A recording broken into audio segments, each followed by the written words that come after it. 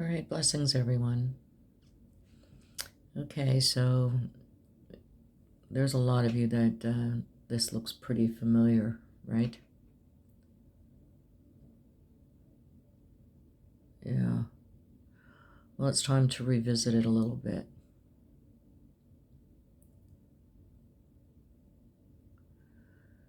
So here,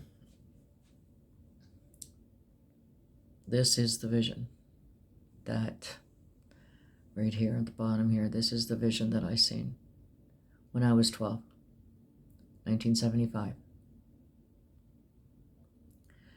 The bridge, the city, the water, okay? The city was under a dome, and I could never understand why the city was under a dome, looking like it was on fire.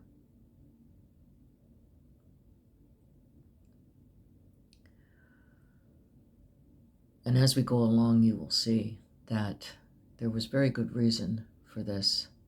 And the understanding of it is when they unveiled the Baphomet, I believe it was in 2015. I think it was 2015. Wait, hold on. Okay, this is all new stuff for me, and it looks really dark, and I'm sorry about that. I think I'm gonna have to do something. I'm learning this new machinery that I've got. Okay. Anyway, sorry. So in 2015, The Guardian wrote this. The Satanic Temple unveiled the 1-ton statue of an industrial building near the Detroit River just before 11:30 p.m. local time as supporters cheered. Okay. Some of the hundreds in attendance rushed to pose for pictures. This was the biggest or largest gathering for this in history. And this is also within the letter here. And oh, surprising was it 2015. So when I started to look around again and I started to poke around, I started going in and I found the Detroit city plans from 1807. And this is what you're looking at here. There was a tiny little video off of TikTok, and they pointed the star right on Canada, right up at the, at Newfoundland. What was the Inuk? So I followed it and I took a look, and of course, I mean, there was, Labrador Sea, which was the dog in the clouds there. And so here we had the star. This is where they were talking about the worst place, I guess they'd say. Anyway, like I said, I try not to get too deep into it. I'm just looking, and this is what I'm finding. So then, as you go along the Detroit River, you're seeing the gateway or portal and the stones. You've got the pyramids. You've got the Tower of Baal or Babel, and it's all here on the Detroit side. But I'm not saying that the Canadians got away with it either, because there's a lot of evil in story to be told on the Windsor side, but not as much as there is here on the Detroit side. This is pretty loaded. We have this here. I believe it's this building right here. I believe that's the Tom Cruise religion, Scientology. So you got this is on the Detroit side. Here we have Egypt with the pyramids. Okay, so I'm just giving you a snapshot of this. This is on the Detroit side. Okay, so here, the vision that I received, I was facing west, looking at all of this. Okay, so I made the connection that Jesus was also facing west with his arms down. So I made a connection here with what I was looking and where I was facing.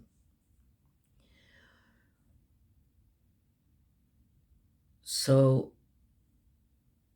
now that I'm looking east, okay, so now I've, turned around and I'm looking towards the east. This is where Jonathan Kleck comes in, because now what they've done, Google included, because it's Google's picture, it's not coming from Kleck, it's coming from Google. So we have Kleck and then we have another entity, okay? So I'm looking at this and I'm thinking, okay, so they're going after the vision, they reverse the vision, this is what they're going to say. And now looking at the vision here, what do we have? We have the trade, we have, what happened in 2020. I mean, I really don't feel like I want to go through all of this all over again, but I explain all of this. I explain how Jonathan Kleck and Google came across with this here as the Palisade. And I took this as the word Palisade, and I right away remembered what was flying in the air when I snapped the picture. It was raining out that day, it was drizzling. And when I snapped a picture and I saw the boat here, okay, I saw the boat here, and the same markings that was on this Palisade that was flying by my fence, on the outside of the fence, I was making a little bit of a connection. Then I thought, wait a minute. Okay, so Google, whoever it is, maybe many, but took the picture that I had shown 8 years ago and applied it in the picture. See where I'm going with this? Jonathan Kleck comes jumping all over it and starts talking about this here, and and it looks like a mouse, so he pretty much leans towards that it's a mouse, but he knows, or he should know, that it's the frog. We have a spear, and what are people saying about Trump? Or what did they say about Trump, about being the spear? Well, look what's happening here right now with the borders.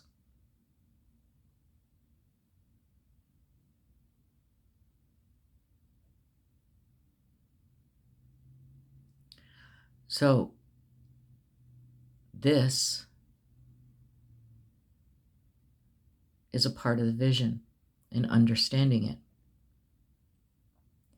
And I got it through a dream in 2016.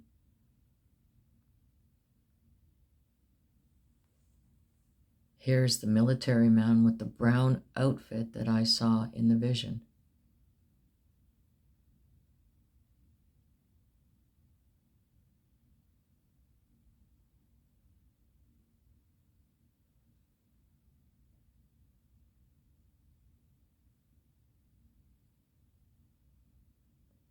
The vision is in play. And I'm not giving it to you from somebody that has known the scriptures back and forth, or be able to pull a scripture out. Never been taught by man, but by and through revelation.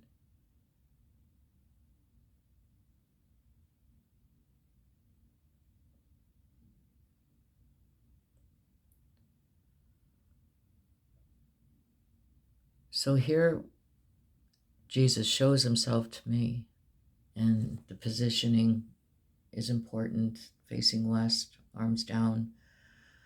This is how I saw the vision, facing west, okay? And yeah, it wasn't good. It wasn't good. So now, in 2015, I'm sitting outside at the table, and the family's pretty much come together and doing the yard. So I'm sitting there and I hear, and it wasn't like a voice, it was within, it was just a in spirit kind of thing, not in my head. And I hear, get up and take a picture. Take a picture is what I heard. Take a picture. So a little baffled and discombobulated, I get up and I snap a picture of my cat looking at a squirrel in the tree. I snap the picture, I go back to the table, I put the phone down, and I go start doing the yard work. So about an hour or so goes by, I come back and I'm sitting there and I hear, open it up. And I'm thinking to myself, open what up? What? Oh, the picture. So then I open up the picture very slowly. I'm looking, and sure enough, here he is.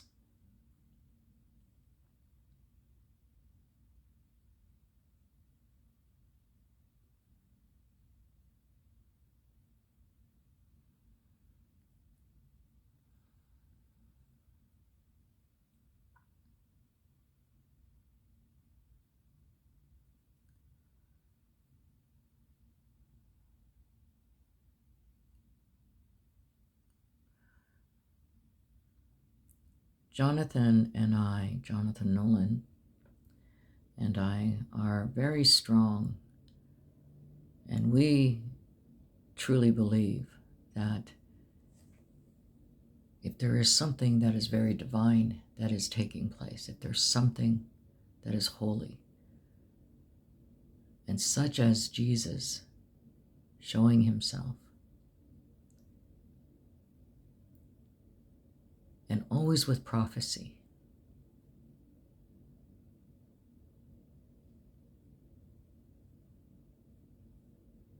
there's a before and there's an after. Now, Jesus had his arms down facing west. Here on the roof, his arms are up. Victory.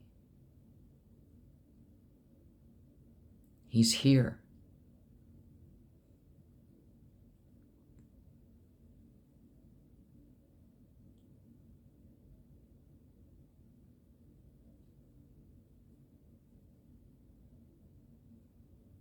He's with us and reminding us to hold on to what we do have and not to let go of it.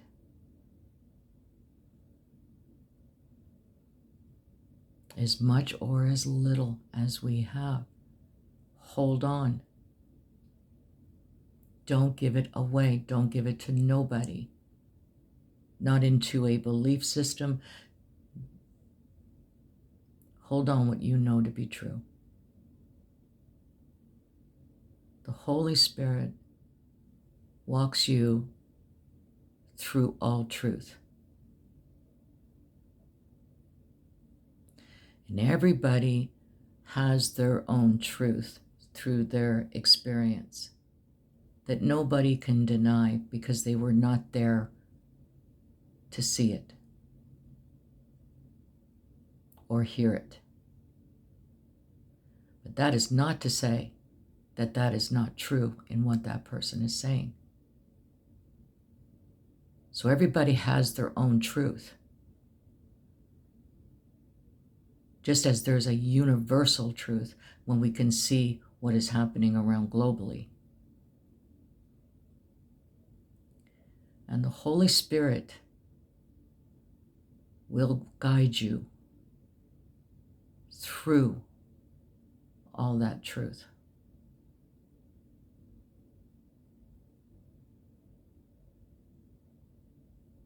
To do this, you need to believe.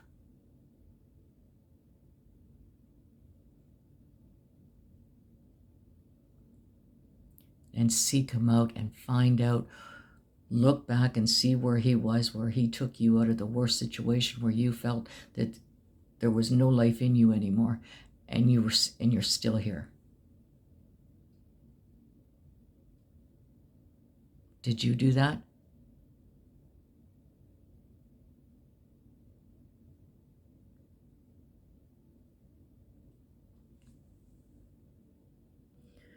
Okay, so standing in the vision, and here it is right here. Okay, and then you've got Jonathan Kleck's story of the vision here in reverse. Okay, and he's explained it. It's called the Palisade, something like that. Okay, so now I'm going to describe the same thing here. Now, again, here,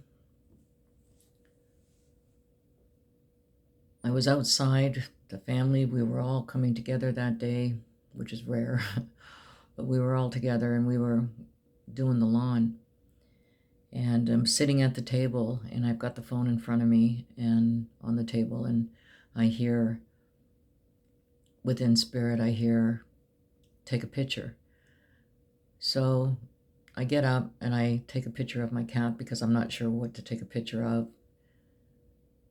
I go back to the table, put the phone down, I go and we start, working on the yard, and it's about an hour or so later. I go back to the table, I sit down, and forgetting all about it, I hear, open it up. And I was kind of baffled at first, and then I thought, oh, the picture, that's right. So I started to open the picture, and this is what I saw.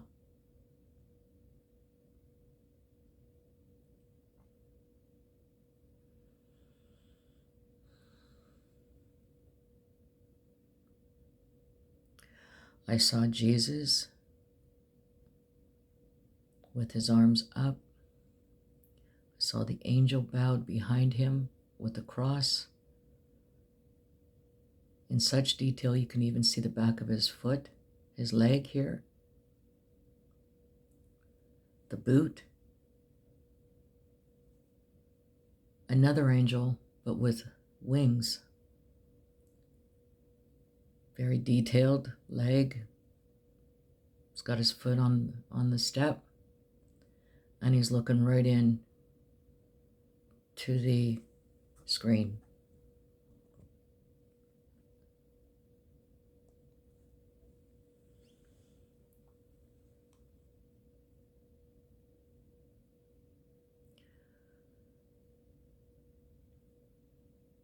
And I didn't realize until years later, after looking at the picture, the boot really stood out to me, the shape of the boot and everything, but it was only until later I understood that this was prophecy.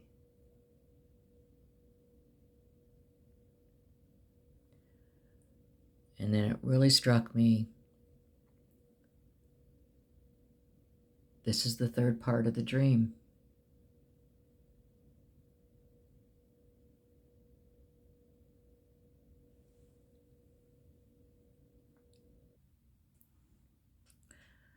Saying, if thou hast known, even thou, at least in this thy day, the things which belong unto thy peace, but now they are hid from thy eyes.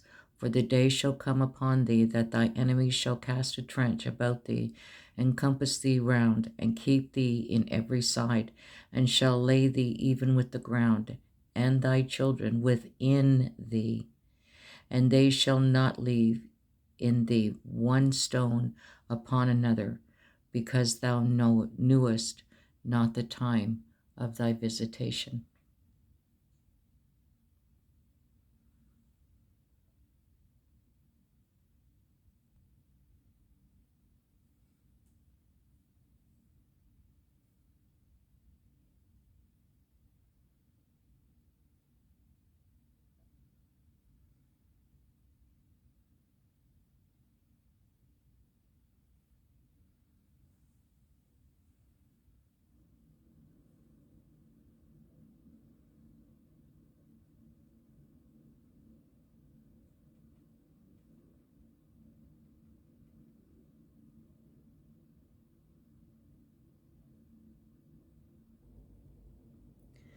And the Lord spake unto Moses, saying again, Thou shalt say to the children of Israel, Whosoever be of the children of Israel, or of the strangers that have sojourn in Israel, that giveth any of his seed unto Moloch, he shall surely be put to death.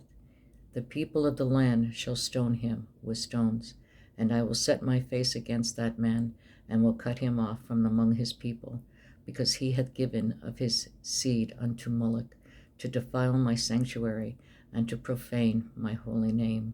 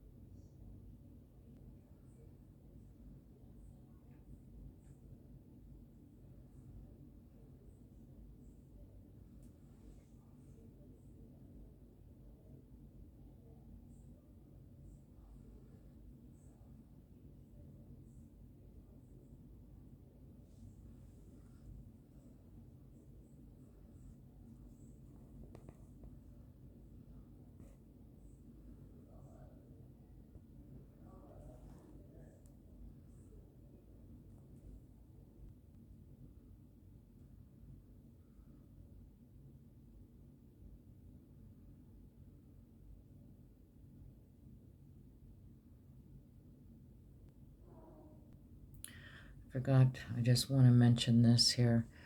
So it was in 2016 that I had the dream, and being now that the military, the MK, all of it is now, for me, walking in the third part of the dream. And if you notice over here, you also have I am here.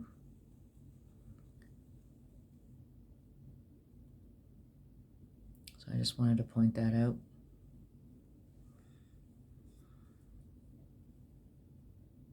Dorsey and the other parents would also learn that there had been cases involving daycare centers at several other Army bases across the U.S. Cases of that were hidden from the mainstream media and, in a way, covered up. One of the most serious cases of child occurred at West Point, that is, until the Presidio. In July 1984, a 3-year-old girl was brought to the emergency room at the West Point Hospital with a lacerated. The child at the time told the doctor who examined her that a teacher at the West Point daycare center was the one who hurt her, that a teacher was the one who had damaged her private area. In August of 1984, at West Point, another parent came forward. By the end of the year, 50 children had been interviewed by investigators. Starting to sound familiar? Well, the similarities do not end there. The children at West Point, years prior to the emergence of the stories of the children at the Presidio, told stories that would, in time, become horrifyingly familiar. The children said that they had been ritually abused. They said that they had excrement smeared on their bodies and had been forced to eat feces and drink urine. They also said they were taken away from the daycare center and photographed while they were being abused. And these children also said that they were told if they ever told anyone anything about what was happening to them, either they or their families would be killed. Sounds exactly like the allegations from the Presidio. Some parents at the time alleged that they believed the Army had tried its best to cover up these cases. The whole underlying theme was that the image of West Point was more important than dealing with the reality of what happened, said Dr. Walter Grote, whose 2-year-old daughter was among the children allegedly abused at the center. This is Dr. Walter Grote, would you stand, sir? Whose daughter was allegedly at West Point, the United States Military Academy. You were a captain in the United States Army. Aside from what allegedly happened to your daughter, which I know you allege was part of a satanic cult, and having nothing to do with this man, I state again for the record. What is your feeling, sir, on the fact that a serving officer in the United States Army is also a professed Satanist, a high-ranking person? Well, I think in this election year, we've heard a lot about values, Geraldo. We've heard a lot that our little children should be saying the Pledge of Allegiance to the flag. Mr. Aquino has identified himself as an antichrist. He preaches that as the leader of the Temple said. I don't think I'm misquoting him. I find it inconceivable that we can have candidates talking about one nation under God and having our children say that, yet by the same token, we can have somebody in our army as a colonel leading our troops in battle who are opposed to the very concept of God and whose whole purpose it is to fight against God. At the time that the article about this was written, Dr. Walter Grote had moved on and moved to a different state, where he had a private medical practice in New Jersey. A former Army captain, Dr. Walter Grote actually turned down a promotion to major in 1984 to protest the Army's handling of the daycare case at West Point. He was, once again, just like the other parents, well aware that the problem at the point had started long before. In August of 1983, nearly a year before this case broke out at West Point, a 22-month-old child had been murdered by the mother's boyfriend, an Army staff sergeant. After a court-martial hearing, the sergeant was given an 18-month suspended sentence and dishonorable discharge. Yes, you heard that correctly.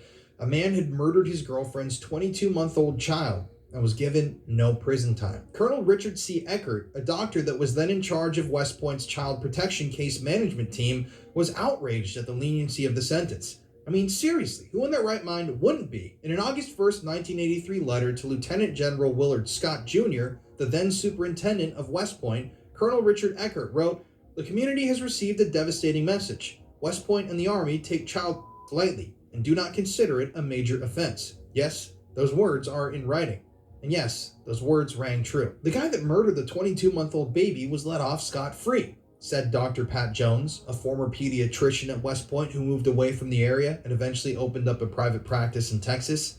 They just kicked him out of the Army to prevent any publicity. Dr. Pat Jones, who believes his 15-month-old daughter was beat at the center at West Point, was so outraged that he resigned from the Army. "I tried to resign from the Alumni Association. I feel ashamed for even being from that place," he was quoted as saying. But once again, at the end of the day, no indictments were returned in the West Point cases. Not a single adult was held liable for this abuse of dozens of children, and nothing came out of it, even though everyone involved, mainly the victims' families, knew that all this was true and very real. No justice was served. Fort Dix was next. In July of 1986, 2 female employees were accused of sexually abusing 4 3-year-old girls on the Fort Dix campus. But once again, we see a similar pattern and start to hear a similar story here. No indictments were returned in the case, and the women returned to work at the same daycare center. I don't know why they just keep letting these predators keep returning to work, but they did. Then it was Fort Leavenworth, Kansas, and after that, Fort Jackson, South Carolina. By November 1987, the Army had received allegations of child abuse at 15 of its daycare centers and several elementary schools. This seemed to be an epidemic. There were also at least 2 cases of reported child sexual abuse in Air Force daycare centers as well, and at a daycare center run by the Navy in Philadelphia, Pennsylvania. In that case, a civilian was sentenced to 3 years in prison for children. This was one of the only cases where the allegations were investigated seriously, and the affair ended with a conviction. So, seeing all of these problems arising, the Department of Defense decided in April of 1987, in the middle of the Presidio scandal, to form special strike teams to investigate cases in the military. The goal of the teams is to not let things get any worse, said Bob Steen, director of the Military Family Resource Center at the Department of Defense at the time that the original article was written. "We need to be better prepared to deal with the magnitude of the problem. I don't think anybody was prepared at the Presidio or West Point," he claimed. But despite the military's official stance of preparedness, a new horror surfaced in June 1988. when a special team of experts was sent to Panama to help determine if as many as 10 children at a Department of Defense elementary school had been molested and possibly infected with AIDS by a teacher who was, at the time, dying of the disease. Interestingly enough, right now, in the year 2024, when I attempted to research that case of the Department of Defense elementary school in Panama, I couldn't find any information online relating to the affair. I don't even know what ended up happening, or if there ever was any conclusion to this story or these claims. But after hearing all that, you can see that these things were happening all across America, tied in directly to the Army or Navy, and nothing was being done about it. They were very similar, and these claims were all ignored and shut down. But let's get back to the Presidio. Although the allegations of ritual made by children at West Point and at the Presidio were similar, we may never totally resolve whether there is any kind of external organization of it, or if just a single was involved in those cases, said Colonel Jim Schley, Deputy Director of the Military Family Resource Center. But some of the allegations made by children at the Presidio, that they were taken to houses on and off post by men and women, led to an investigation of the possibility that there was an external organization in San Francisco, a ring of sorts that was operating, with the darkest and most disturbing of intentions. So let's talk about that. This is where the devil comes to play. As sickening and unbelievable as it sounds, bearing children for use in satanic rituals may really be happening. My daughter, who I named Wendy, was sacrificed at birth with an upside-down cross and then taken outside and buried. My son, they kept and let live till 2 years old, and then he was sacrificed. Michael and I had a son, and he was dedicated to Satan at birth, and at 6 months of age, he was sacrificed to Satan. It is most common for the heart to be taken from the child and offered to Satan. These women say they speak from personal experience. They claim to be breeders, forced by covens to bear children, both as a way for the cults to get new members and to find fresh victims for ritual murder. Did you give birth to infants who were sacrificed? My first two Were sacrificed? were sacrificed. I was told it was the highest honor I could ever do as a woman, was to sacrifice my first two. And you did that? I was so brainwashed, I believed their philosophy. Jackie tells us she was able to escape her satanic cult. Today she helps other women, like Donna, who are trying to break free. You killed your babies? Take the skin off. You skin the baby? You take the baby's skin off? Do you feel remorse? Have you told the police? I had to do what I had to do, or I'd be killed like the babies that they made me watch killed, and that they put in my hand. They said, "Obey, or this is you." Jackie, you have some pictures drawn during the therapy sessions by the people who've been through this. Why don't you show me some? This picture is a press remembering skinning children and babies and hanging it out to dry. And children, skinning them, taking the skin off alive while they are alive, and skin them until they die. And that's how your babies died? They took a little patch about 3 by 4 off of her stomach, skinned her, and said, "We'll skin you all the way if you talk or cry." You learn not to cry real fast. I don't cry. In the 1980s, you see, the Presidio wasn't the nice, refurbished, posh area that it is today. All across the campus, there sat abandoned buildings and shacks that littered the landscapes, structures reminiscent of a time when the campus saw a lot more action. And inside a concrete bunker behind the military intelligence building at the Presidio, the words "Prince of Darkness" were painted boldly in red on one wall. Used decades ago to house artillery guns, the reinforced concrete batteries appeared to have been converted to something like ritual chambers. I'm also going to note that at the time that this article was written, in the middle of 1988, these structures were still standing on the Presidio campus. As of today, they are gone. This abandoned bunker complex would go on to be a key part of the story. You see, emblazoned next to the Prince of Darkness graffiti inside of that abandoned bunker was the word "die" and what looked like a list of names painted in red that had been crossed out with heavy black paint. One wall was covered with the numeral 666, the sign of the devil, and occult drawings. There was also a clearing in the center of the concrete floor, where the ground was exposed, that was filled with refuse and partly burned logs. On the front wall beneath the window that faced the military intelligence building was a huge, expertly painted pentagram inside of a circle. And in the rear, where the sunlight gave way to darkness, white and black candle drippings sat atop a dome-shaped recession in the wall, apparently a crude sort of altar. Incense sticks were also found inside of this abandoned bunker. half burned to the side. So people on the Presidio campus discovered this completely creepy, abandoned satanic bunker, thought nothing of it. At another abandoned battery farther up Lincoln Boulevard, a large drawing of Satan with red eyes and horns appeared one night on an outside concrete wall. Doors to the battery at the time were supposedly secured shut. There were no windows to climb through, and no entry was possible there. Joseph, we've agreed to conceal your identity, but you are an officer in the United States Army. That's correct. And you were an officer in the United States Army during the time you were a member of this satanic organization. Yes. Did the authorities at the Presidio know that a satanic organization was active on their base during the time that you were a member? They were very much aware of it, yes. The present base commander, Colonel Rafferty, says that today at least, I know of no satanic activities whatsoever in this area. Satanism may be a constitutionally protected religion, but similar to another recent case at the United States Military Academy at West Point. Here, charges surface connecting ritual child at the Presidio Daycare Center to the devil cult.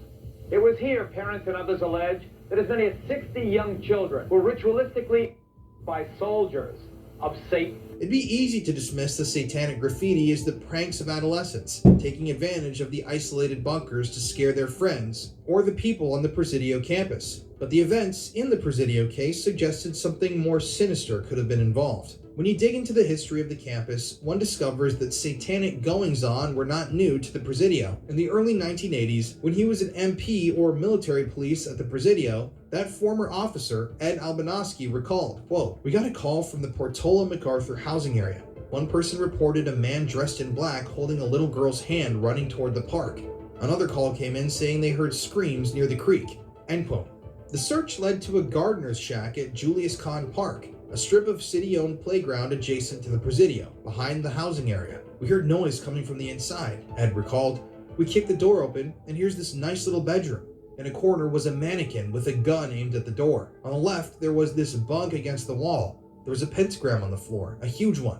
There were dolls' heads all over the ceiling. Just off-the-wall stuff," end quote. When the bunker was searched, loud music was found playing through a radio. After chasing this hooded figure that was seen running around with a little girl and finding this bizarre horror shack, Ed Albanoski and another MP were given approval to set up a surveillance around the structure.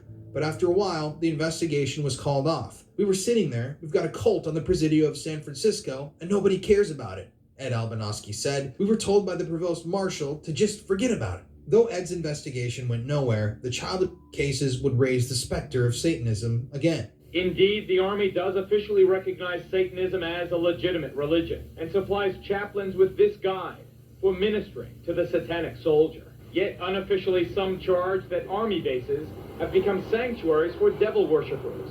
Just last month, under a full moon, I took a midnight tour of the Presidio grounds with police investigator Ed Albanoski. Are you saying that there was a satanic cult active right here on the Army base? Yes, we believe so. There's evidence to substantiate that. They had satanic rituals going on. There's an altar in there, and all of the graffiti on the wall would indicate that. How'd you find this place? This was a fortification during World War II. During World War II, where they had gun batteries. I can see a pentagram painted on the wall. I can see the words Prince of Darkness. On this wall, I see several inverted crosses and other obvious satanic ritualistic paintings or symbols. What actually was done to the kids? Defecation. They were urinated on. The former chief juvenile investigator at the Presidio, Ed Albanoski, is now a deputy sheriff in Santa Clara County. Larry and Michelle Adams Thompson had noticed changes in their daughter's behavior after placing her in Gary Hambright's class 4 or 5 times in September and October of 1986. Their daughter, who turned 3 in October, had begun having nightmares and would wet herself when frightened. Her parents believed it was just a bad stage she was going through, until they heard about the Tobin son in January and learned of the allegations of in the daycare center. After learning of the allegations, Larry and Michelle's daughter was taken to a therapist at Letterman Army Medical Center in February 1987. In therapy, the girl talked about being by Gary Hambright, and also by a man named Mikey and a woman named Shamby, whose identities were unknown. This is where it gets unbelievably freaky. On August 12, 1987, the Adams Thompsons were shopping at the PX, or Post Exchange store at the Presidio. Suddenly, the little girl ran to Larry Adams Thompson, her father, and clutched his leg. And when Larry looked up, he saw a man who he knew as one of the most powerful people on the Presidio base, Lieutenant Colonel Michael Aquino. "Yes, that's Mikey," the 3-year-old told her father. After being taken outside, the girl added, "He's a bad man, and I'm afraid." As they were leaving the parking lot, the Adams-Thompsons saw Aquino's wife, a woman named Lilith. Larry then asked his daughter if she knew the woman. "Yes, that's Shamby," the girl said. Immediately after this, the family went home and called the FBI. When interviewed by authorities the next day, the girl identified Gary Hambright from a photo lineup and said that she had been driven to who she referred to as Mikey and Shamby's home by Gary. There, she said, at the couple's home, she was by Gary, Mikey, and Shamby in a room with black walls. She said that she had been photographed during this event and videotaped. She also said that Gary and Mikey were dressed in women's clothes and that Shamby was dressed in man's clothes. To get a little more detailed with these accusations, it was later learned that the interview was conducted by an FBI agent on August 13th. The victim told the agent that, quote, "Mikey wears army clothes like my daddy's, and that Mikey put his into her mouth, bottom, and just like Mr. Gary." The victim also told FBI agent Foreman that she went with Mr. Gary to his house and Mikey and Shamby were there. The girl also told her mother that Mikey was the blood man because he had put blood on her and licked it off her body. Mrs. Adams-Thompson also recalled that her daughter had described Mikey as having eyebrows that went up. It should be noted that Michael Aquino's appearance was distinctive. His eyebrows indeed did curl upwards in a very distinct sort of way. His hairline is marked by a prominent widow's peak, and his black hair was always worn combed straight back. When shown a photo of Aquino, the victim acknowledged that, yeah, that's him and that was his appearance. In addition to the identification at the post exchange, the young victim also identified Aquino out of a 5-person photo lineup and a video lineup. They had gotten multiple positive identifications of an alleged perpetrator. As it turned out, in documents released after this entire affair, it turned out that multiple children had apparently picked out Michael Aquino from a lineup and identified him as one of the The investigators, after hearing all these allegations from the young female victim, drove her to Leavenworth Street in San Francisco. The girl was asked to identify any of the houses she had been to before, and while she and the investigators were walking up the street, approaching the home where the had, according to the girl, supposedly happened, the young victim began to get visibly nervous and anxious and began clutching her mother's leg. When the group walked past 2430 Leavenworth, the girl immediately pointed her finger and identified the house as being the home where she met Mikey and Shamby, the house where she said she was videotaped and assaulted, with the black walls. After a short search, it turned out that the exact house that she had identified on a random street in San Francisco belonged to Michael Aquino. A search warrant was then served on the Aquino home on August 14th. In attendance were agents from the FBI and the San Francisco police. Because the allegedly occurred on city property, it has to be a city case and not a military case, at least according to local government figures. And actually, I'm going to show you a clip. We actually visited Michael Aquino's former residence on Leavenworth Street in San Francisco when we were there filming this video. So it's very, very eerie. There's a very bad negative energy there. I'm just going to let you guys watch this and make up your mind. So right now we are at one of the most important locations in all of the Presidio story, 2430 Leavenworth Street here in San Francisco. Now, this residential property was once the home of Michael Aquino, the guy who was the mind control, mind warfare specialist. And this is actually where he founded the Temple of Set, which is kind of an offshoot of the Church of Satan, a Satanist organization dedicated to the occult. This is actually the location that the San Francisco police obtained a search warrant for and executed a search warrant on in the wake of these accusations being made against Michael Aquino.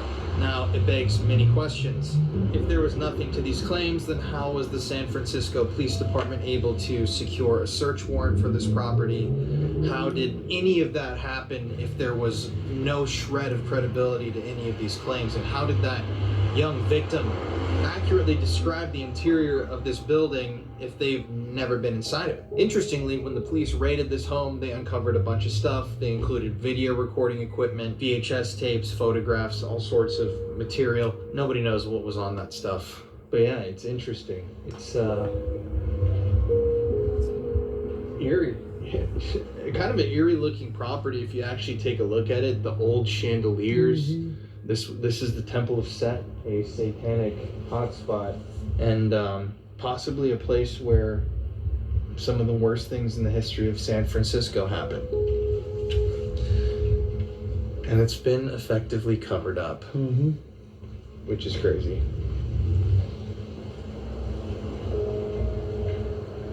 Interesting that there's a shitload of security cameras out front too. Is this still the church set?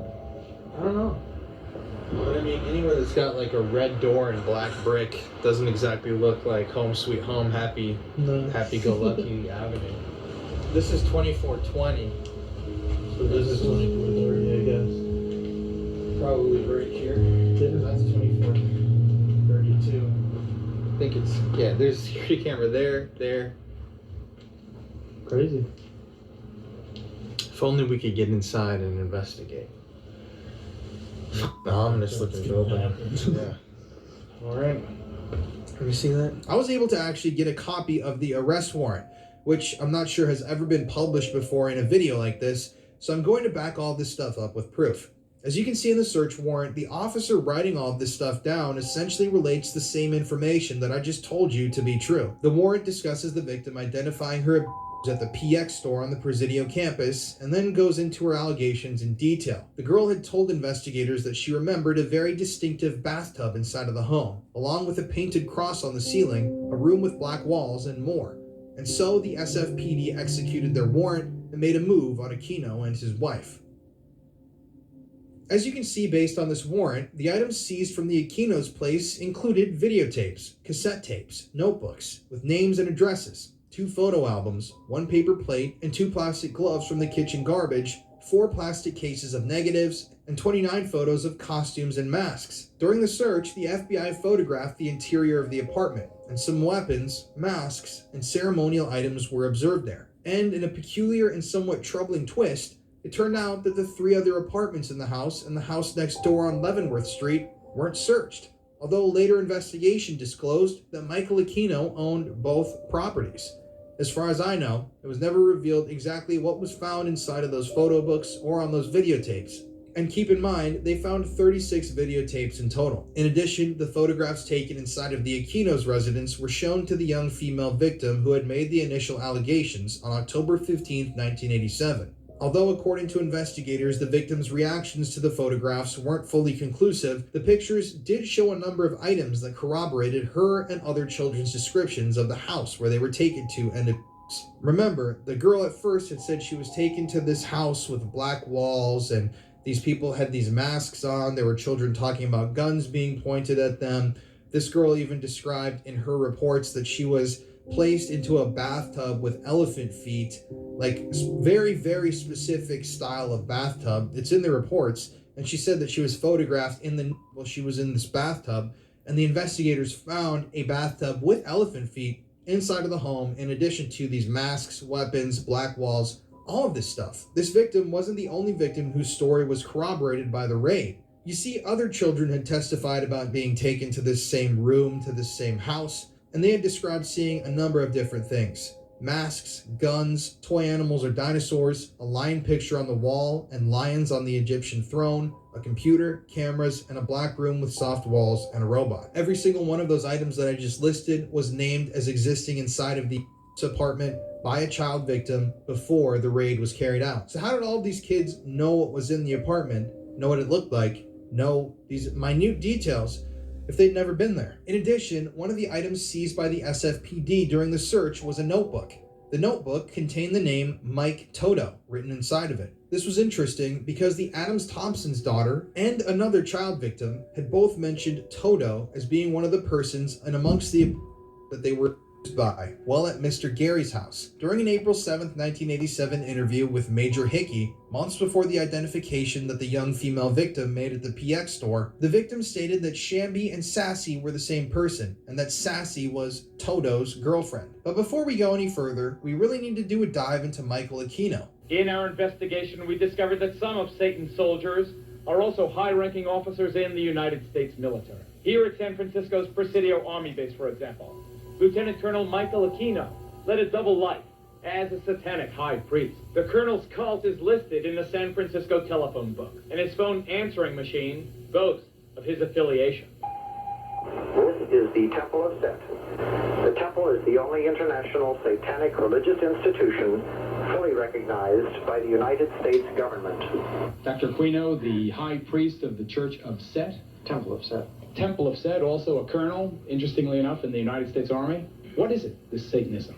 I think that there is some confusion tonight because this same term means something different to Satanists than it does to Christians in the United States. By our own standards, the people who you've shown in these film clips would not be Satanists, either present or in the past. Rather, they would be the failures of a conventional religion. I appreciate your opinion. What is it, sir, then? What is Satanism? Well, originally the Church of Satan, when it was founded, was composed not of people with a hatred for Christianity, but of people who, by and large, were agnostics and atheists, because they felt that the institutions which had arisen around Christianity had failed in their moral commitment. So Satanism itself became an emphasis on rational self-interest and on taking responsibility for your own intellectual and ethical decisions. Rational self-interest, you call it? Yes. With his widow's peak and arching eyebrows, Lieutenant Colonel Michael Aquino looks more like Dracula than a high-ranking Army officer with top security clearance. He's the founder and high priest of a satanic church, which he named the Temple of Set. Aquino's wife Lilith, a woman with long dark hair, was a priestess in the temple's self-proclaimed Order of the Vampire. The couple had, many times in the past, referred to the search as a raid and had branded the investigation as a, quote,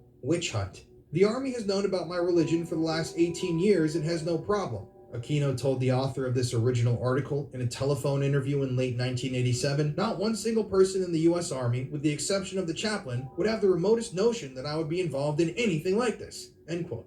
Indeed, when asked, Army spokesmen at the Pentagon have labeled Aquino's military career as extraordinary and say he's entitled to his religious beliefs. And that's true.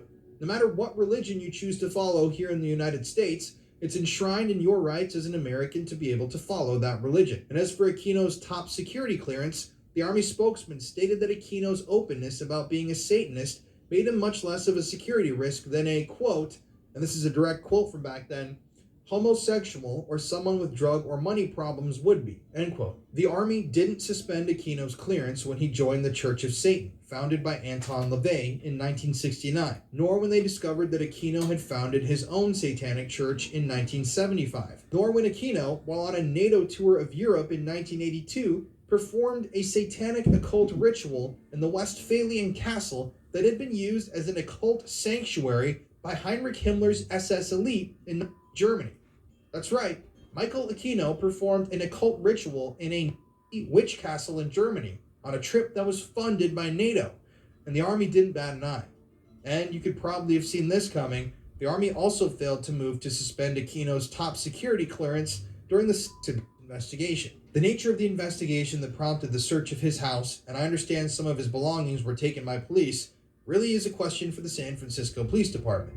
Major Greg Rickson, spokesman at the Pentagon, said when questioned about all of this, Michael Aquino, who eventually went to work as a programs analyst at the Army Reserve Personnel Center in St. Louis, vehemently denied up until his dying day had ever met or had the young victim in his house, who alleged he had abused her. He also unsuccessfully tried to have court-martial proceedings initiated against Adams Thompson, the parent of the child making the allegations. In a Temple of Set newsletter sent out 2 months after the search of his home, Aquino accused Adams Thompson, the victim's father, who's an assistant chaplain for the Army, of trumping up the allegations as some sort of Christian vendetta. Also relevant is his profession as a Christian clergyman. I certainly doubt he would have made such an outrageous accusation against any lieutenant colonel who was not known to be a prominent Satanist, end quote. In the course of my personal investigation, I was able to track down a copy of this exact newsletter. And in part, it read, what about Army Chaplain Lawrence Adams Thompson, blissfully enjoying his new assignment in Hawaii after setting in motion this malicious damage to the Temple of Set, Lilith, and myself? I've requested the Presidio commander to initiate a formal reprimand as a permanent entry in Adams Thompson's file. This again is a way of addressing the matter that would accompany formal publicity. Basically, in this newsletter, Aquino tries to demand that he's innocent. He wants everybody to know that he's innocent. He says that since the victim's father was a Christian clergyman, that meant that he had a vendetta against Michael Aquino and wanted to ruin his life.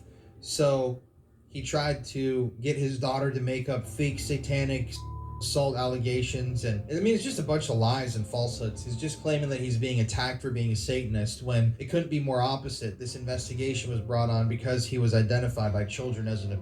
But like I said, if you want to read that full newsletter, which is interesting, which goes into much deeper detail on Aquino's personal thoughts on this whole thing, I'd recommend checking out the link I'm posting to it in the description of this video. In addition, later on when Aquino was lobbying for the army to take action against Adams Thompson, the young female victim's father, he stated in a court document that the man had, quote, mailed an obscene postcard to him, which was described in the documents as bearing, quote, a picture of a male transgender stating, blow it out your ass, you pompous jerk, end quote. But Aquino later withdrew the charge regarding the postcard after he learned that Adams Thompson and his family had already moved to Hawaii before the date the postcard was mailed. So he wasn't even in town to send the postcard, and Aquino had sworn under oath that this guy had sent this postcard to him and he knew it was true. In addition, during the time when Aquino was lobbying for the army to take action against Adams Thompson, investigators learned that he had lied to them multiple times under oath. Here's some specific wording from the actual filed court documents. Quote, based upon these sworn charges against CPT Adams Thompson and other statements made by plaintiff or Aquino as the investigation continued, CID investigated Aquino for false swearing. Specifically, Aquino falsely stated that the victim was 2 years old in October 1986 when she was in fact 3.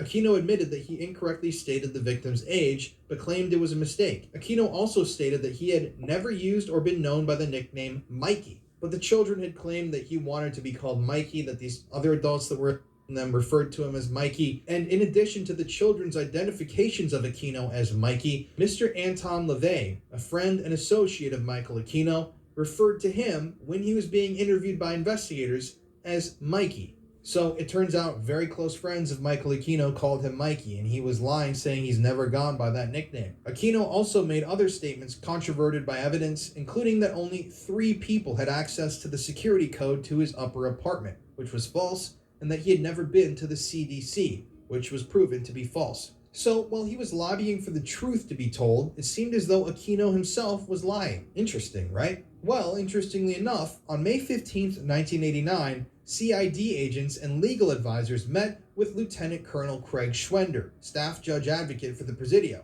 and viewed the investigation and evidence with him from the case against Michael Aquino. Schwender at the time openly stated to the group that there was probable cause to title LTC Aquino for the offenses of indecent acts with a child, conspiracy, kidnapping, and for false swearing or lying under oath. But for some reason, even though these powerful people in the military talked amongst each other and said that they probably could have charged him with things, the Army officials never followed up with this and never sought any charges. Then has a long history of malevolence. He was in Vietnam, he became a colonel, and he graduated with a political science degree in 1968. And he went to Vietnam, and at that point in Vietnam, we had the Phoenix program. What we were worried about is North Vietnamese infiltrating villages of South Vietnamese and turning them on to communism. And what the Phoenix program did was we just started laying waste to these villages in Vietnam. And like there was a case of Lieutenant Calley. I mean, everybody got killed it's called the My Lai Massacre. Now, Aquino was part of that. He was part of Operation Phoenix. And I can give you an anecdote from my life. Our government has estimated that 20,000 innocent people got killed, and the South Vietnamese estimate that, or the Vietnamese estimate that up to 40,000 innocent people got killed with Operation Phoenix. But it was truly evil. I had an uncle who was in Vietnam, and he had told me that he felt tremendous guilt over starting to enjoy killing North Vietnamese. And I said to him, Al, they're killing your friends, they're trying to kill you. I don't think that that's an abnormal reaction. I think it's a normal reaction to a highly abnormal situation where you're going to enjoy killing people if they're trying to kill you and they're killing your friends. But he could never shake that. And I went to bury him last year in Los Angeles. And I came across some pictures or paintings that he had painted. And it was a GI standing over dead babies. And then I realized he had been part of that. He'd been part of Phoenix. And that's what he couldn't shake. That's what haunted him all these years, is that he had taken part in the leveling and murder of South Vietnamese villages. Everyone in a South Vietnamese village. And Operation Green Nefarious, can you talk about that for a second? Because that's what caught my attention when you first brought this up to me. Dave McGowan wrote a very good book called Program to Kill, and he linked a number of serial killers to the Phoenix program. And there was a very good movie called Apartment Zero, and it was about a South African mercenary who traveled around the world, and he was engaged in killing people. That's what he did. He was a mercenary. He'd be hired to kill people. And then he all of a sudden put in back into civilization. And he was so used to killing people that he couldn't stop. I mean, he developed an enjoyment of killing people. And I think that that's what we have with the Phoenix program and some of these serial killers that are affiliated with the Phoenix program. They started to enjoy killing, and they couldn't stop. My uncle was able to stop, but it haunted him till the day he died. So Aquino and mind control. I know we've kind of briefly discussed him being really embedded in that realm, but like, can we talk more about that? Because what was his official title again? It was like he was in the something like psychological unit, or Aquino was a colonel, and he was part of psychological operations, PSYOP.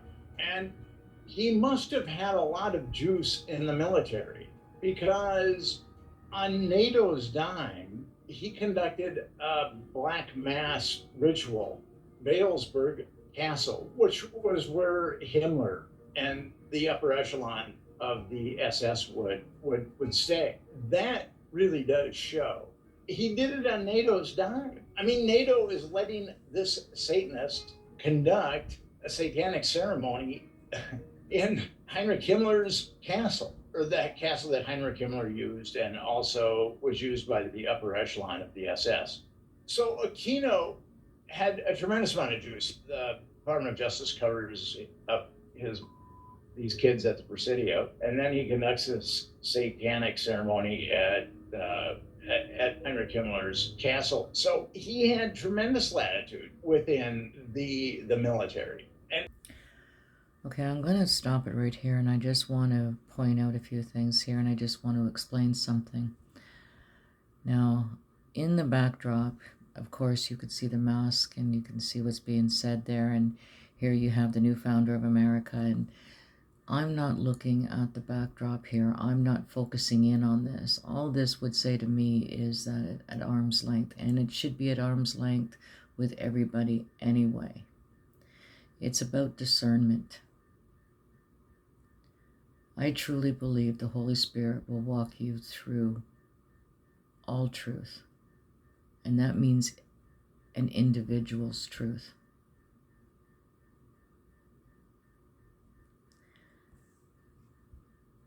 With what I'm working on right now and what's unfolding with me is the MK Ultra.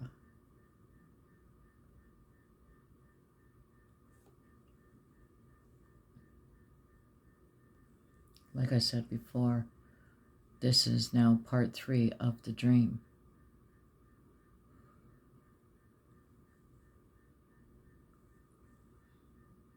It's global. It's not just personal. It's global. It's global witchcraft. It's, you know, when I did the research and I was looking up with the soldiers, they, you know, when they were breaking the soldiers,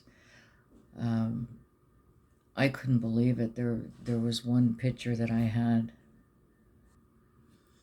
I was looking at this. It was Black Assassins, and I was scrolling down, and it was, you know, talking about MK and the soldiers, and you can see it here.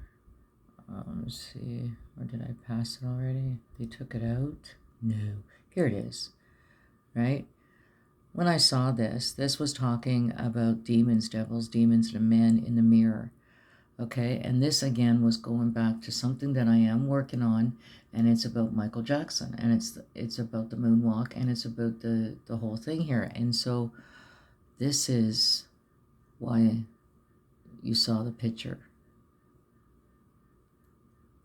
the man in the mirror, the smack, and that's when I started thinking this is what was happening with Jonathan Kleck when I had did the video where Trudeau, his first speech when he was put in office in 2015, talking about a dog whistle, and he had the birds from in the backdrop. There was birds flying, the geese, and the next thing I know, Jonathan Kleck has put out a video of these birds that he never had there, and I checked through the last 4 or 5 videos before that, and there was no birds behind him. There was nothing until that video went up, and it was only a couple of days later that Jonathan Kleck had done this. Now, this to me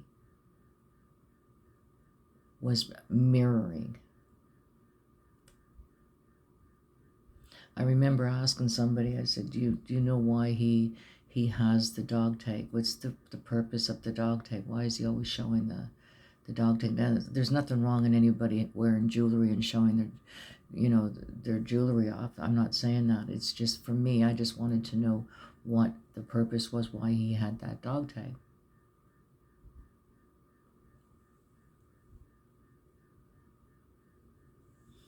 But this is definitely going in, like you'll be hearing this and seeing this again. But they took a few out. So here was another reason why I was here, because we had, again, Aleister Crowley, the art. This is the black magic. This is what I'm saying, global. This is a big part of the MK. It's, it's witchcraft. It's all of it.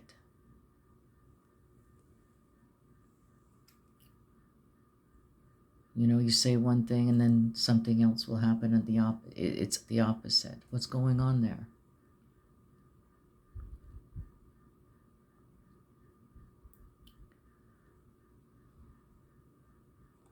This was good.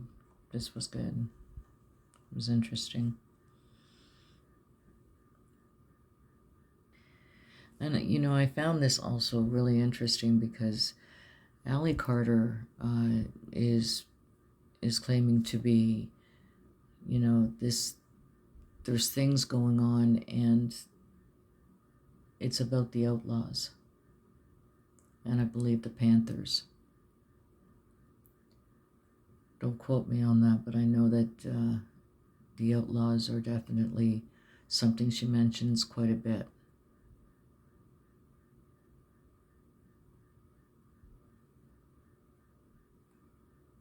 Hypnotic control, military.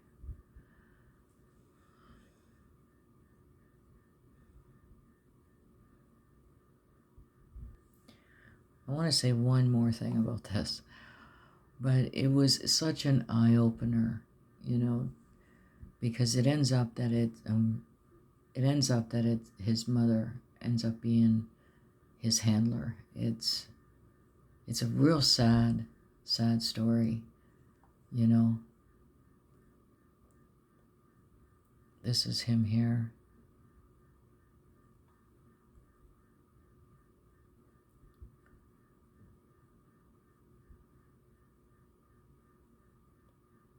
Yeah, it's just sad. Okay, first I'm just going to show you this real quick. I took this in 2016, and this was at the corner of George and Tecumseh, right here. We have the street lights right here. And again, in 2015, between 2015-17, there was a lot of pictures that were being taken. I would just take them at random. I wouldn't even look at what it was that I was taking a picture of, and I would just take it. And so I went home and I opened up the camera and I started opening up the pictures, and I saw this little thing here. So I thought, just open it up, and this is what I got out of it. The first impression I had when I saw this, looking at, this is what I saw. This is what at first I wasn't sure because, you know, looking at it, but I really thought that it was military. You know, nothing more than that. Other than it was the first impression that I had was military.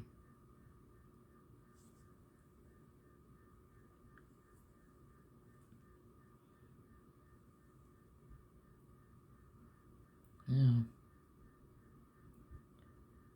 So, like, again, I thought of this here when I was, you know, glancing over and seeing what was going on in New Jersey with these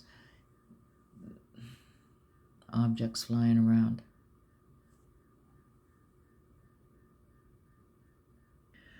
Okay, so I saw this video, and it says here, the fog seen around the world, would you breathe this in?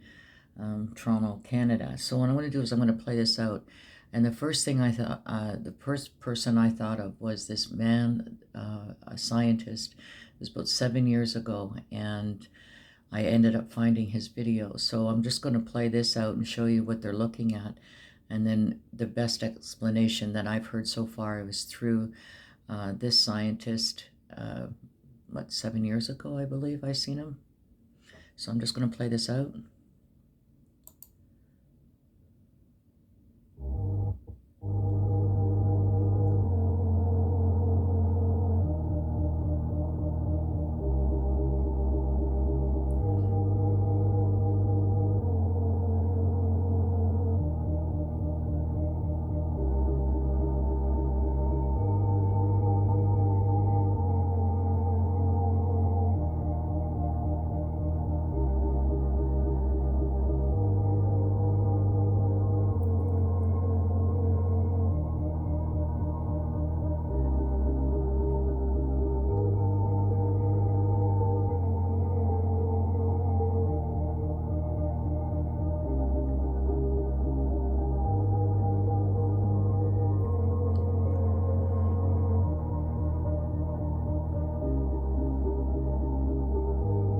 So I've been hearing about all this talk about the fog all over the world.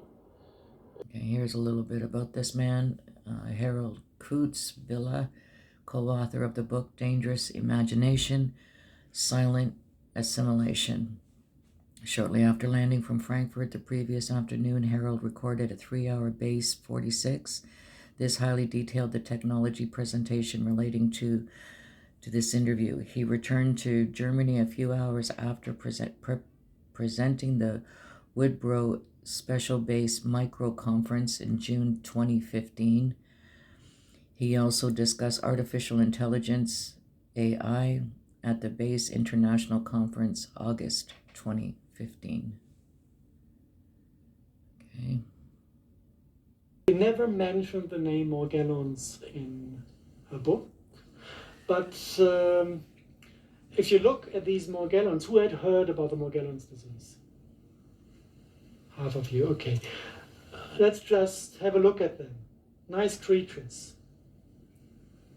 This is a German tomato that got some German rain on top of itself.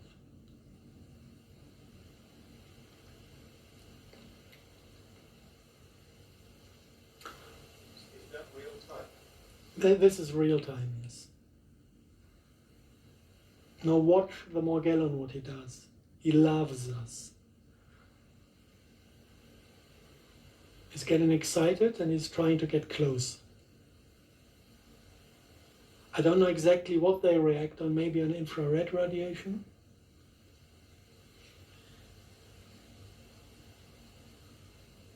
So these are basically, it's mycelium of a certain type of fungus. And this fungus is, first, if you want to look at it, it's airborne. It's not a single fiber here and there. It is glowing under UV light. So if you take a UV lamp at night, you can see those fibers airborne. And there are billions of them. Not every night, but every now and then. You can see them fly around. And these fibers, this fungus is infecting the human body. And with 95% or 99% of the people, nothing special happens. They're just embedded somewhere, and your biology is keeping the fungus population low in your body. They just function as a plasmonic antenna to send out a signal, but you don't get sick from it. You don't get ill. No visible symptoms. So we would guess 100% of the population in Europe is infected. It's not a big deal. It's not dangerous, as long as the body can handle these things. Some of the people cannot handle it. And then the mycelium is starting to grow within the body and starting to multiply. And at a certain point, they are extracted via the skin. And you can see that they have this ability to collect colors. You have blue morgellons and you have red morgellons. And nobody knows where these colors come from because they are of technical origin. It's not a natural substance. So you can see them when the skin is opening. You can see them under the microscope if you make a blood analysis. You can see that the blood is infected. And you can let them grow artificially in a petri dish. And if you look at them, you see they're a little bit more complex than a simple fungus. They have kind of organs inside. They have little red stem cells of an unknown species that are self-replicating as well. And apparently they produce other structure. This looks like a sporing body. It's like the unit where the mycelium at a certain point is forming a mushroom, a fruiting body. And then from the fruiting body, you would expect the spores for the next generation, if this is a mushroom, if this is a fungus. So this seems to be the containment for the spores, because if you put this into the petri dish, you can see the next generation growing. And other things you find, now it's getting fringe, it's really getting fringe, is fragments of insect skin being extracted from a Morgellon victim. So something makes these, something from this disease is making insect parts or insects grow within the human body.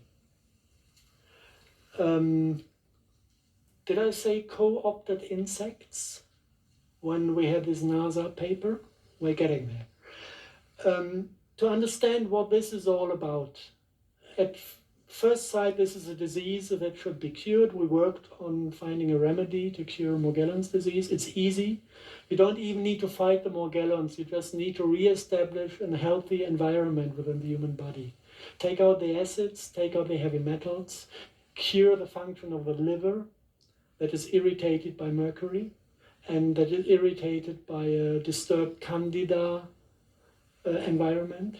This is due to antibiotics. So this goes, in the medical domain, this goes back to vaccinations, to antibiotics, which is completely disturbing our system. And at the end of the line, the Morgellon is kind of trying to save us from all the poisons that are within us. Save us from the acids, save us from the heavy metals by containing them. This is why the body allows them to grow. So this is actually not a disease that is infecting us with bad intentions. Everybody's infected, but the one who has too much heavy metals in the system will show symptoms because he will allow these fungus to replicate and suck in all these heavy metals.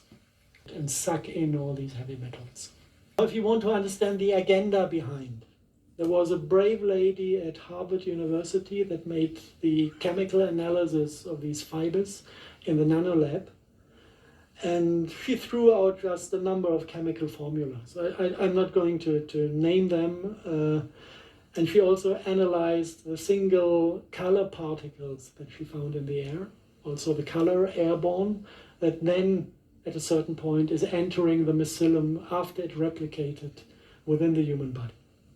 Yeah, so this is coming to the concept of self-assembling nanobots. Self-assembly means you spray the fiber, it is replicating, you spray the color, and within the human body, the color and the fiber is mounting to a working unit. This is what you call self-assembling nanobot. If you just take the chemical formulas of these colors and put them into Google, something really, really funny happened. I found that in Berlin, there's an American company that has a kind of daughter in Berlin, and they are holding all the patents, world patents for these colors. And if you look at their website, they're very proud of themselves, serving the medical community with these quantum dot liquids, with these quantum dot colors, and with other lab equipment for mainly transhumanistic research. And if you look into they have a long list of publications of people who bought their stuff and used it in the lab. And whenever a publication was coming out of these labs, they just listed the publication on their home website just to advertise their own products, basically. And if you look at this, you can find all the things connected to the Morgellons disease. You find like large area self-assembled plasmonic photonic crystals. If you go into this publication, you find these hexagonal forms. And if you look for the function, actually this is a thing that is collecting a radio signal and turning the radio frequency into DNA readable light impulses within the body. So this is the reading unit. If you look down there, you have photonic crystal fibers. If you look what they do, it's normally they talk about carbon nanotubes filled with these colors, with these quantum dot chemistry. And the function is to collect light processed by the DNA and turn it into a readable signal. Exactly what Cara St. Louis described in her novel. And if you put the two together, this goes beyond the novel. You get a read-write unit. I can take one person, make him angry, read out his anger, digitize it, put it on an antenna, and address 100 people that are not angry. And if they have this biology within their system, they will feel exactly the same experience of anger that I read out from the single person. So what do I need? Do I need an Arabic Spring? Easy. Just introduce some anger to the system. Okay, so this is basically the possibilities that lie within a read-write unit, like a tape recorder. Record the human experience, the overall human experience of a human, and you can tell by the colors what this includes. Blue is the light that we process for thinking, and red is the light we process for sexuality. So they control our egos, they control our minds, and they control our sexuality. And if anyone has doubts if this is really online, the system, there's another Morgellon victim in the United States. She just calls herself Young. And she had one of these hexagonal photonic plasmonic crystals coming out of her skin here. And she put it under the microscope and caught it while working. So this was the first view on the particulate. It's not perfectly shaped in the hexagonal form, but you can see at least the angles at certain points. And this thing is controlled by microwave.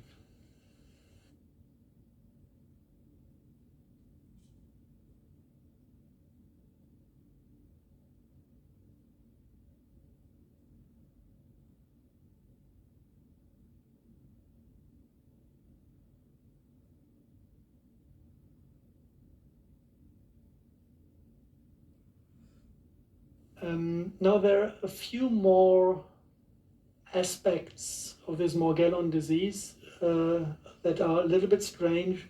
Morgellon victims have this sensation of insects crawling through their body.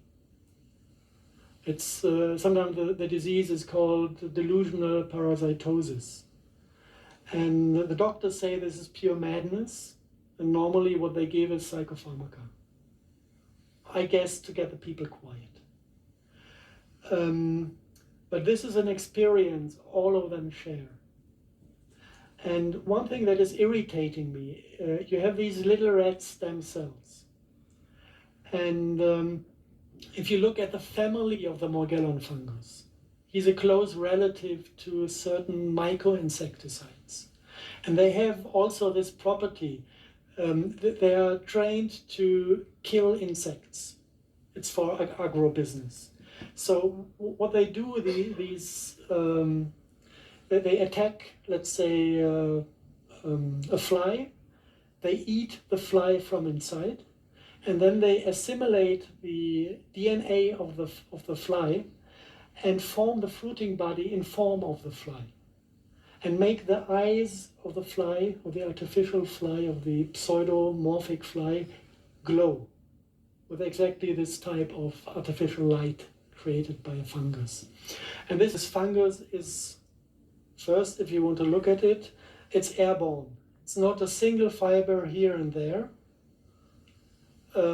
It is glowing under UV light. So if you take a UV lamp at night, you can see those fibers airborne. And there are billions of them. Not every night, but every now and then. You can see them fly around. And these fibers, this fungus, is infecting the human body. And with 95% or 99% of the people, nothing special happens.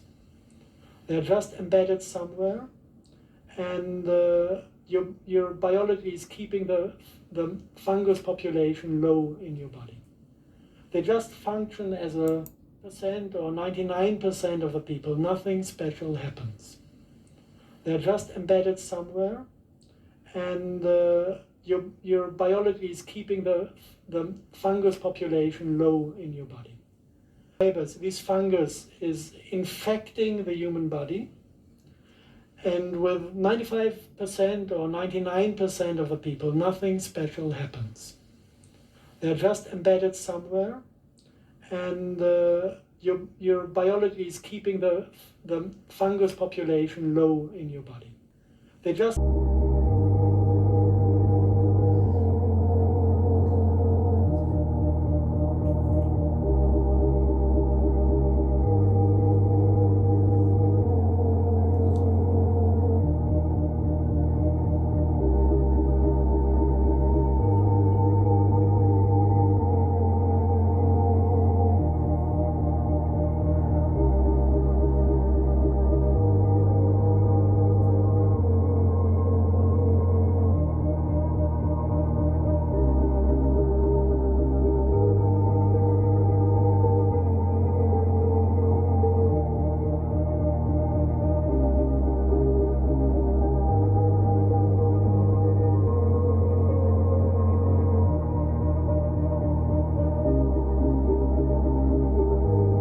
So I've been